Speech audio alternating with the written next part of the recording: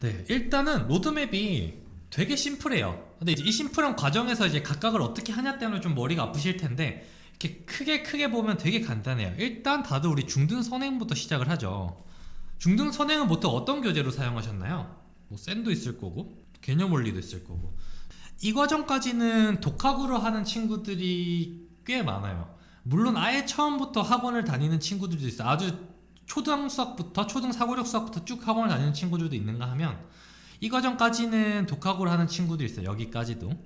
어쨌든 우리가 중등 선행이 끝나고 나면 중등 심화를 하죠. 그 다음에 이제 여기서부터 궁금하실 텐데, 중등 심화가 끝나면 고등 수학 상하를 가죠. 상이 이제 1학년 1학기고 하가 1학년 2학기예요. 그죠?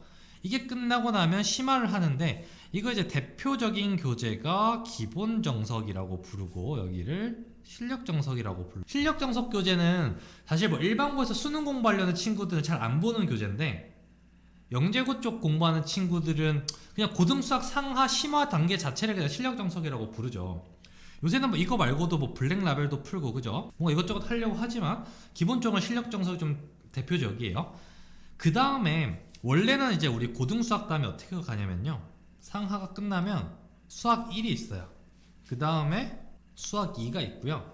그 다음에 미적, 확통, 기백이 있어요. 자, 그러면 수학 1이라는 거에서 뭘 배우냐면 삼각함수를 배우고요, 수열을 배워요.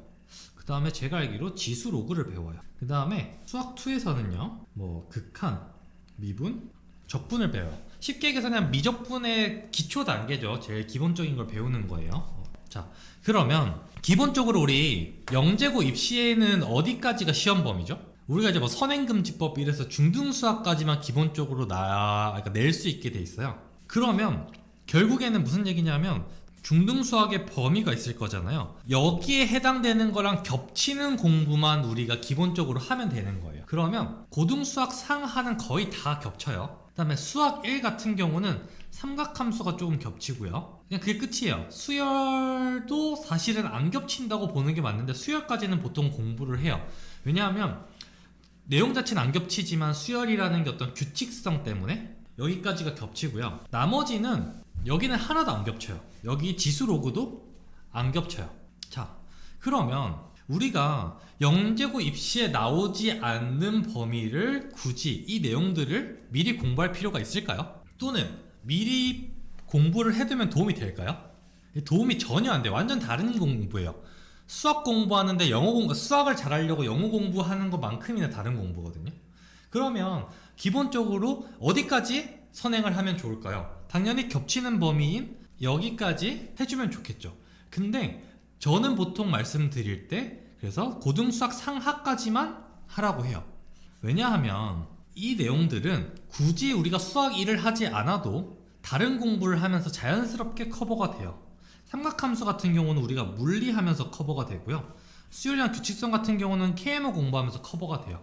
지금 무슨 얘기냐면 우리는 수학 1도 선행할 필요 없이 고등 수학 상하 심화까지만 하면 된다. 다시 말씀드리지만 우리 선행의 목표는 영재고 입시랑 해당되는 범위까지 선행하는 거고, 그러면 그걸 위해서는 고등 수학 상하 심화까지만 하면 된다. 여기까지 끝나고 나면 그 다음 우리 이제 KMO 할 거예요. KMO라는 건 이제 올림피아드 시험이죠. 그러면 KMO는 어떻게 구성되어 있냐면요, KMO에서 한 요 정도까지가 이 정도 내용이고요. 그 다음에 나머지 내용들이 그냥 KMO에만 나오는 내용이에요.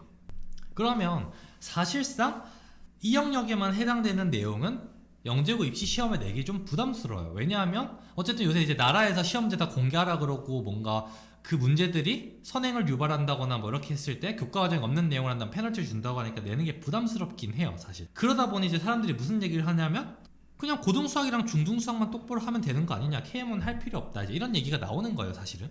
그리고 창의수학이란 건 또 무슨 얘기냐 하면, 창의수학은 제가 그냥 이렇게 심플하게 정의를 해드릴게요.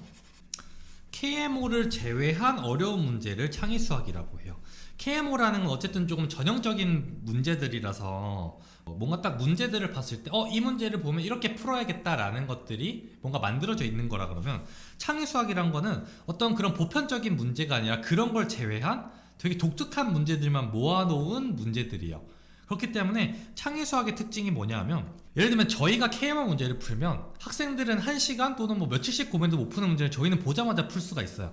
근데 창의 수학은 학생들이 푸나 저희가 푸나 저희도 오래 걸려요. 왜냐하면 저희가 풀어봤던 문제들이 아니라 어떤 그런 특이한 문제들 위주로 나오기 때문에 창의 수학 같은 경우는 뭔가 이렇게 대비하고 준비한다라기보다 그냥 어떤 이런 과정들을 제외한 우리가 평소에 이 과정 중에서 볼 수 없었던 유형들을 나머지를 창의 수학이라고 부른다라고 이해를 하시면 돼요. 그러니까 결국에는 영재고 입시 수학의 전체 범위는 이만큼이에요.